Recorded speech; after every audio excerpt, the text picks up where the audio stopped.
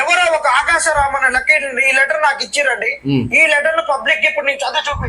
అవునా? ఆకాశ రామన్న కోన్ కిసే గొట్టంగా అంటే నువ్వెట్లా తీసుకుంటావు? నీకు భయం లేదా? ఎవడో ఆకాశ రామన్న ఇస్తే నువ్వేవాడా తీసుకోనికే? ఎవడో ఇచ్చిండు గోసంగాడు, నేను ఇస్తే తీసుకుంటావా అంటున్నా.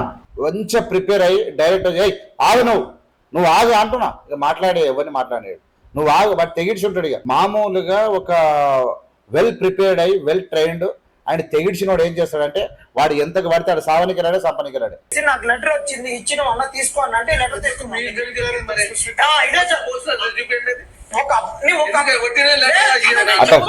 చెప్పేది విను అంటాడు. ఇక మనోడు ఇట్లా అరుస్తాడుగా, చెప్పేది విను. ఇట్లా మన ఎగబడుతుంటాడు. అంటే ఇంత అద్దుభయం లేని బరి తెగింపు మంచినట్టు మనసులో ఏం మాట్లాడాలి?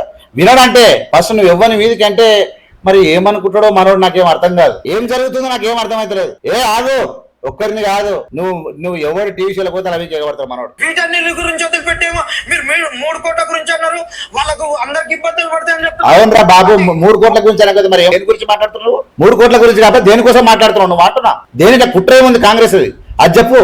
ఇలా వాళ్ళందరూ వచ్చి ప్రెస్ మీట్ పెట్టి 3 కోట్లు కాదురా మా తాన లేవురా, మీరు ఉరి పెట్టుకొని సాగాలి. అలా చూసిన తర్వాత వాళ్ళ అన్న మాటలు చూసిన తర్వాత మీరు మనుషులే అయితే మళ్ళీ 3 కోట్లు కాదు మళ్ళీ ఇంకోటి అంట. ప్రభుత్వం మీద నువ్వు చేసి ఇప్పుడు ఆరోపణ చేస్తున్నావు కదా, ఒకటి 10 మాటలు ఎందుకు? ప్రభుత్వము పోస్టులు 3 కోట్ల ఒకటి. ఇప్పుడు క్వశ్చన్ పేపర్ లీక్ అయిందంటే అర్థమైంది అమ్ముకున్నట్టు కదా.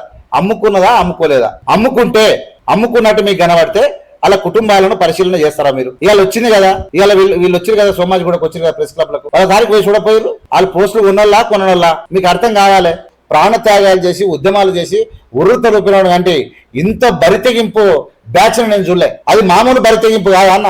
ఒక 20 మందిలో నెంబర్ 1 మనోడు మాట్లాడతాను.